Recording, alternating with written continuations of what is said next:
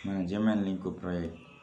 Manajemen lingkup proyek. Lingkup mengacu pada semua pekerjaan yang terlibat dalam menciptakan produk-produk dari proyek dan proses yang digunakan untuk menciptakannya.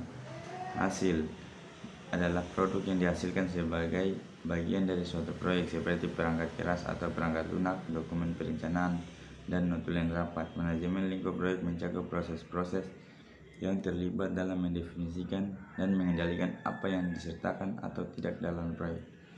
Proses manajemen lingkup proyek terdiri dari perencanaan lingkup, definisi lingkup, membuat WBS, verifikasi lingkup, pengendalian lingkup. Sini ada 3 perencanaan lingkupan. Rencana manajemen proyek. Rencana manajemen lingkup merupakan dokumen yang mencakup deskripsi tentang bagaimana tim akan menyiapkan pernyataan lingkup proyek, membuat website, memverifikasi selesainya hasil proyek, dan mengendalikan perubahan terhadap lingkup proyek. Masukan utamanya mencakup carta proyek, pernyataan lingkup awal, dan rencana manajemen proyek. Di sini ada contoh project charter. Contoh project charter, definisi lingkup dan pernyataan lingkup proyek. Pernyataan lingkup awal, carta proyek, aset, proses organisasi, dan permintaan perubahan yang disetujui menyediakan dasar untuk membuat pernyataan lingkup proyek. Seiring waktu, ruang lingkup sebuah proyek harus menjadi lebih jelas dan lebih spesifik. Di sini ada penetapan lingkup proyek lebih jauh. Kemudian sini adalah membuat work breakdown struktur. WBS merupakan pengelompokan pekerjaan proyek yang berorientasi pada hasil yang menetapkan lingkup total proyek. WBS adalah dokumen dasar yang memberikan landasan bagi perencanaan dan pengelolaan jadwal proyek, biaya, sumber daya, dan perubahan. Dekomposisi merupakan pembagian hasil proyek menjadi bagian-bagian lebih kecil. Contoh WBS internet disusun berdasarkan produk. Di sini contoh WBS internet disusun berdasarkan fase. WBS internet dalam bentuk tabular. Konsep.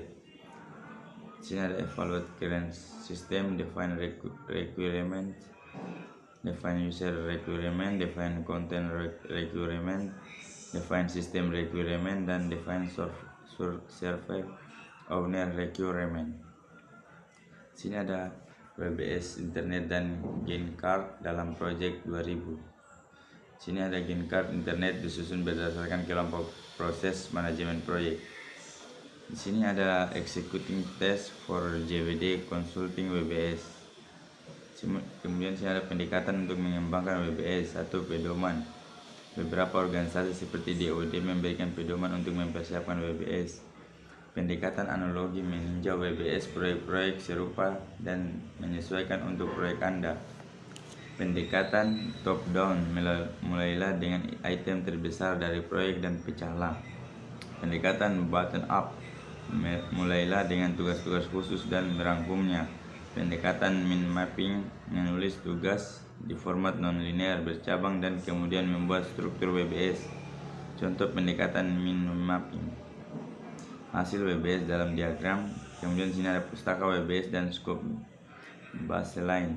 Banyak tugas-tugas WBS tidak jelas dan harus dijelaskan secara lebih rinci sehingga orang tahu apa yang harus dilakukan dan dapat memperkirakan berapa lama bekerja dan berapa biaya diperlukan.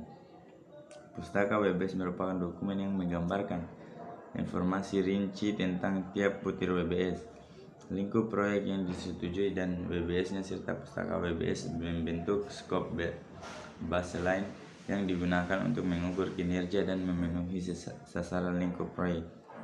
Verifikasi sangat sulit untuk membuat pernyataan lingkup dan WBS yang baik bagi suatu proyek. Bahkan lebih sulit lagi untuk memverifikasi lingkup proyek dan meminimalkan perubahan lingkup. Banyak proyek IT yang sengsara karena scope creep dan verifikasi lingkup yang buruk. Pengendalian lingkup melibatkan pengendalian perubahan terhadap lingkup proyek. Sasaran pengendalian lingkup adalah mempengaruhi faktor yang menyebabkan perubahan lingkup, memastikan bahwa perubahan diproses berdasarkan prosedur yang dikembangkan, dan sebagai bagian dari pengendalian perubahan, mengelola perubahan ketika terjadi. Variance adalah perbedaan antara rencana dan kinerja aktual. Rangkuman manajemen lingkup proyek mencakup proses-proses yang diperlukan untuk memastikan bahwa proyek melakukan semua pekerjaan yang diperlukan dan hanya pekerjaan yang dibutuhkan untuk menyelesaikan proyek dengan sukses. Proses utama mencakup perencanaan lingkup, definisi lingkup, pembuatan WBS, verifikasi lingkup, dan pengendalian lingkup. Mungkin itu saja video dari saya, lebih dan kurangnya mohon dimaafkan. Wassalamualaikum warahmatullahi wabarakatuh.